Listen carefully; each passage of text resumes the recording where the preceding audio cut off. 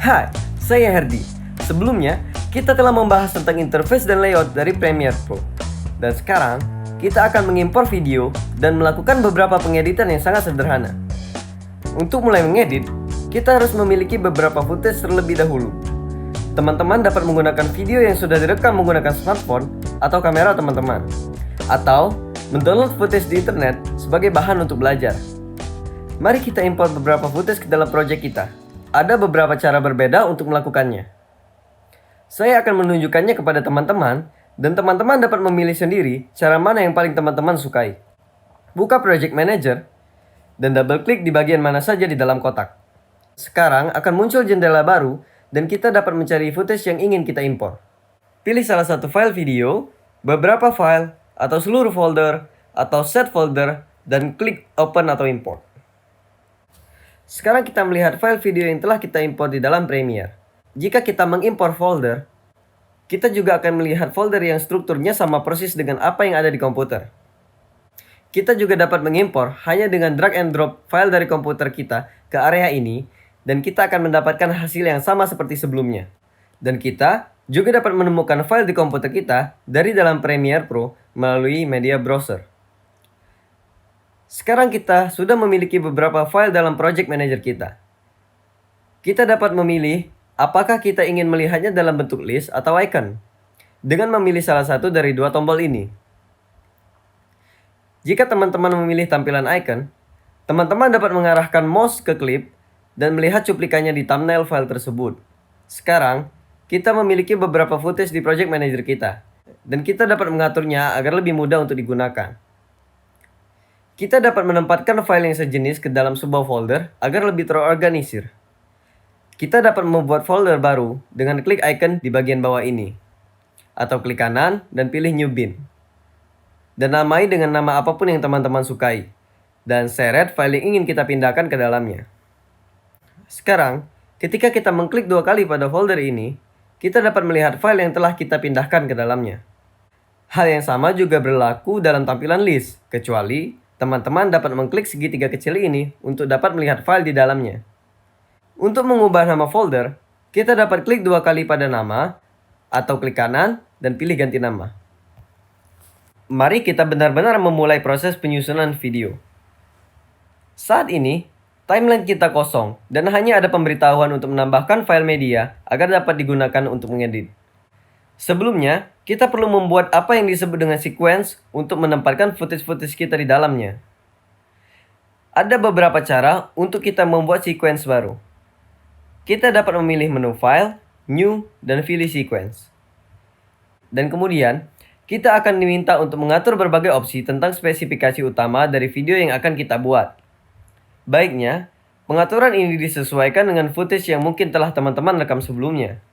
Jika teman-teman tahu persis properti video yang teman-teman gunakan, maka teman-teman dapat memilih yang sesuai.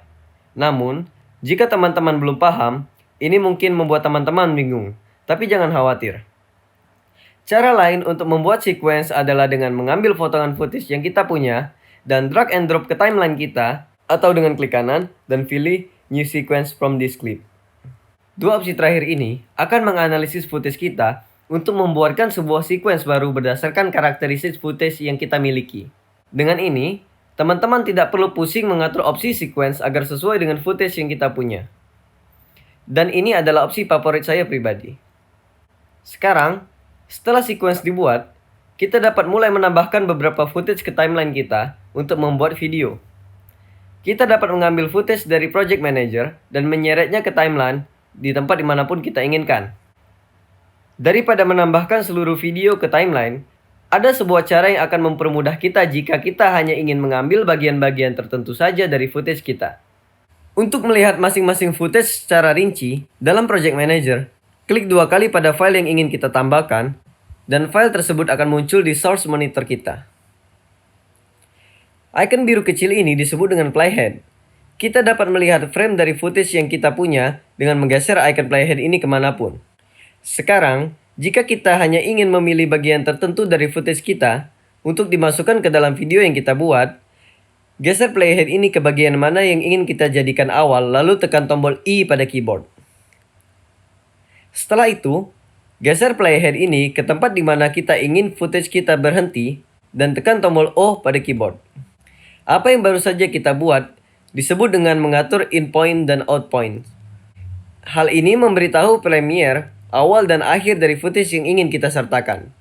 Sekarang, kita dapat mengklik video yang ada di source monitor kita dan kemudian menyeretnya ke timeline kita dan hanya area yang telah kita pilih sebelumnya yang akan ditambahkan.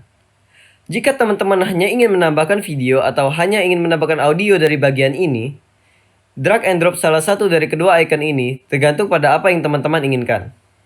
Sekarang, kita melihat footage yang telah kita pilih di timeline kita. Geser playhead ini di timeline ke tempat yang ingin teman-teman lihat, lalu tekan spasi atau tekan tombol play ini untuk memutar apa yang ada di timeline kita di program monitor.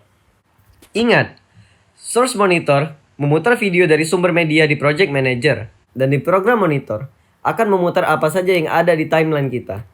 Mari kita tambahkan 2 potongan footage lagi dan mulai melakukan beberapa pengeditan.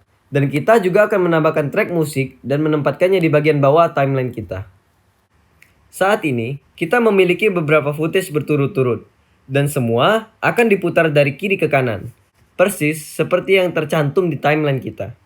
Ini berarti, jika kita memiliki sedikit ruang di antara 2 klip yang berbeda, ini akan muncul di video kita sebagai ruang hitam yang kosong, karena tidak ada apapun yang dilihat oleh Premiere. Jika kedua klip kita tempatkan tanpa jarak satu sama lain, maka hasilnya video segera beralih dari klip yang satu ke klip yang lain. Jika kita ingin memperpanjang atau memperpendek footage kita setelah kita tambahkan, kita dapat melakukan ini secara manual dari timeline. Caranya, letakkan kursor ke bagian sisi dari footage mana yang ingin kita edit, dan kita akan melihat icon baru ini ditampilkan pada kursor kita. Ini menunjukkan bahwa jika kita mengklik dan menyeret pinggiran dari footage tersebut ke kiri atau ke kanan, maka footage tersebut akan berubah menjadi pendek atau panjang sesuai dengan ke arah mana kita menyeretnya. Namun, ingatlah bahwa kita tidak dapat memperpanjang footage yang kita punya melebihi dari panjang aslinya. Modal dasar lain dari pengeditan adalah menggunakan alat yang berbeda. Beberapa alat atau tools yang paling dasar dan paling umum dapat ditemukan di sebelah kiri timeline kita, di dalam area kecil ini yang disebut dengan toolbar. Jika karena alasan tertentu teman-teman tidak dapat melihatnya, buka menu window dan pilih tools. Masing-masing alat yang berbeda ini akan mengubah fungsi dari kursor kita. Secara default, yang terpilih adalah selection tool, yang dapat kita gunakan untuk memilih, menyeleksi suatu bagian, dan memperpanjang dan memperpendek klip yang ada di timeline kita. Alat ini dapat diaktifkan dengan cara klik pada icon ini, atau tekan tombol shortcutnya yaitu V. Ada berbagai alat lain yang dapat kita gunakan. Namun, kemungkinan yang paling umum berikutnya yang akan kita gunakan adalah razor tool. Alat ini memungkinkan kita untuk mengklik suatu titik di video kita dan video kita akan dipotong menjadi 2 pada titik tertentu. Ketika timelinenya diputar, kita tidak akan melihat perbedaan. Tetapi, sekarang kita dapat memindahkan salah satu bagian dari klip atau menghapusnya secara independen dari yang lain. Kita juga dapat memperpanjang atau memperpendeknya. Perubahan apapun yang kita lakukan pada bagian video ini tidak akan mempengaruhi bagian yang awalnya terhubung dengannya. Sekarang, teman-teman mungkin telah memperhatikan bahwa ada lapisan-lapisan yang berbeda di atas dan di bawah timeline kita. Lapisan ini disebut layer. Secara default, ada 3 layer untuk video dan 3 layer untuk audio, yang dipisahkan oleh garis jarak di tengah. Layer ini berfungsi seolah-olah kita melihat klip dari atas ke bawah. Jika kita menambahkan potongan klip di atas potongan yang lain, maka cuplikan pada bagian yang paling atas yang akan ditampilkan. Tetapi, jika kita membuat ukuran klip yang atas menjadi lebih kecil, kita dapat melihat bahwa klip yang bawah sebenarnya ada, namun ditutupi oleh klip yang atas. Jadi, ingatlah ini saat kita mengedit, dan nanti kita akan membahasnya lebih detail tentang bagaimana kita dapat menggunakan properti ini untuk keperluan tertentu. Pada video selanjutnya, kita akan membahas beberapa teknik penyuntingan tingkat lanjut. Saya harap teman-teman terbantu dengan video ini. Terima kasih telah menonton.